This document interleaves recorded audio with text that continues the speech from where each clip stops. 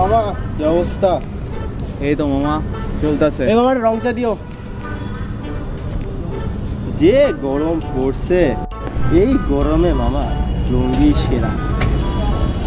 মামা গরম তো ঠিক আছে বুঝলাম, কিন্তু এটা কি লুঙ্গি কিনলি? 2 দিনেই তো ফেড হয়ে গেল। 2 দিন আগে না কিনলি? গুলিস্তানের মাল নাকি মামা? কি মামা ব্র্যান্ডের লুঙ্গি, ব্র্যান্ড বুঝোস?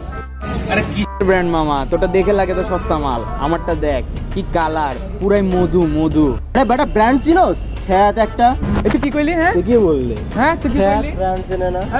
আরে ভাই থামেন, খালি লুঙ্গি নিয়ে মারামারি করলে হবে? এরপর যে পরিবেশের কি ক্ষতি এটা তো জানতে হবে, তাই না? কিসের প্রভাব? আসেন বুঝাই।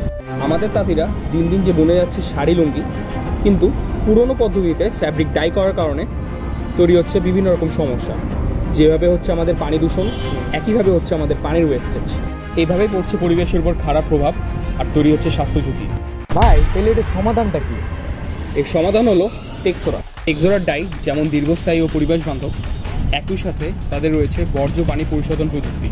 এছাড়াও এই ডাই সুলভ মূল্যের হওয়ায় ক্ষুদ্র উদ্যোক্তারা খুব সহজেই কিনতে পারবে। পাশাপাশি তারা প্রোভাইড করছে কারিগরদের কাপড় তৈরি, ডাই করার টেকনিক এবং বর্জ্য পানি পরিশোধনের প্রশিক্ষণ। তাহলে কি বুঝলেন ভাই? লুঙ্গি হোক যেমন তেমন, ডাই হোক টেক্সোরার মতন।